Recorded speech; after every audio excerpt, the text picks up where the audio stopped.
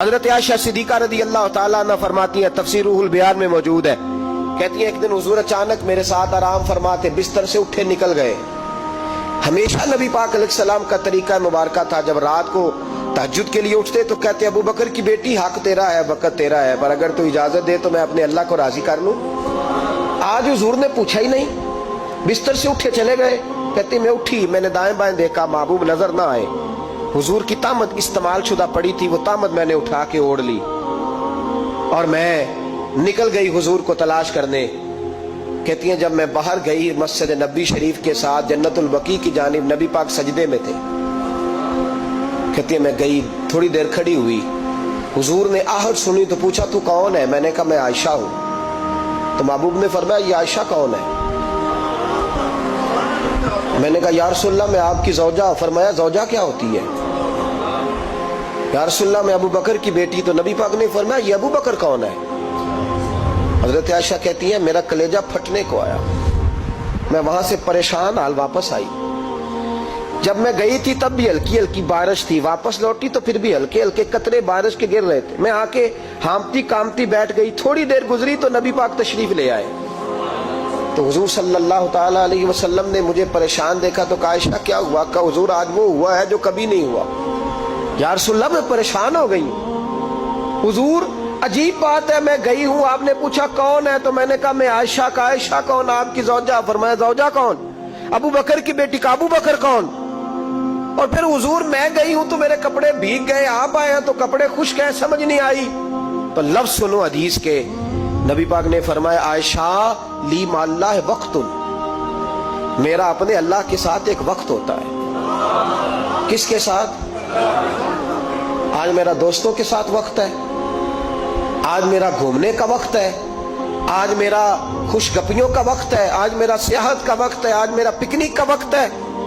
मेरे नबी पाक ने फरमाया ली माल्लाह वक्तुन, आयशा मेरा अपने अल्लाह के साथ, मेरा अपने अल्लाह के साथ एक वक्त होता है।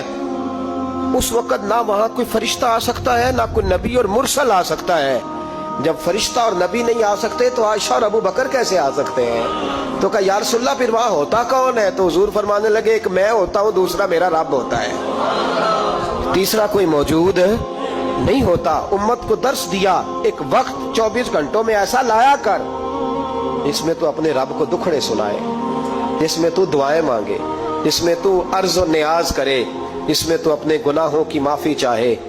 आला हजरत के वालिद गिरामी से किसी ने पूछा मौलाना नकी अली खान साहब से कि हजरत जी फिरौन 500 साल ही हुकूमत कर गया, 500 साल ही हुकूमत कर गया, अल्लाह का मुकाबला करने वाला पक्का काफिर बेईमान।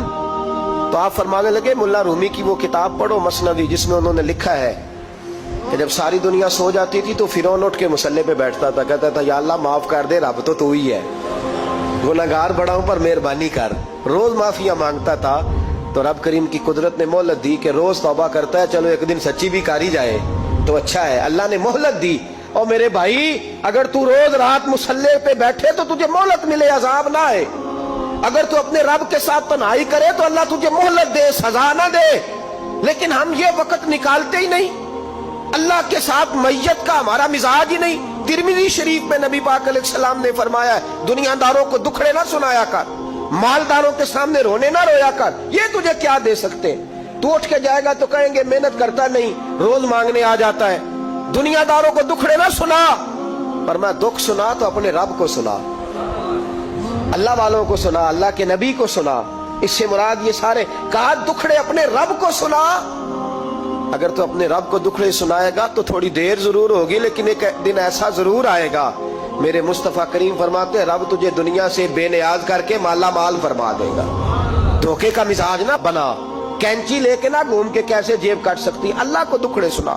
हजरत आयशा अर्ज करने लगी हुजूर चले ये तो समझ आ गई, लेकिन बारिश मुझ पे पड़ी आप पे पड़ी नहीं। तो कहा आयशा तुमने ओढ़ा क्या था? कहा हुजूर आपकी तामद। फरमाया बारिश कोई नहीं थी, जब तूने मेरी तामद ली तो खुदा की रहमतें तुम पर बरसने लग गई। तो हुजूर के वजूद से लगी हुई चीज कोई ओढ़ ले तो रहमत बरसती है, तो मेरे नबी की मस्जिद चूमने से क्यों रहमत नहीं बरसती? जाली चूमने से क्यों नहीं बरसती? जहां जहां हुजूर रुके, जहां जहां नबी पाक ठहरे, वहां जाने से करम क्यों नहीं होता?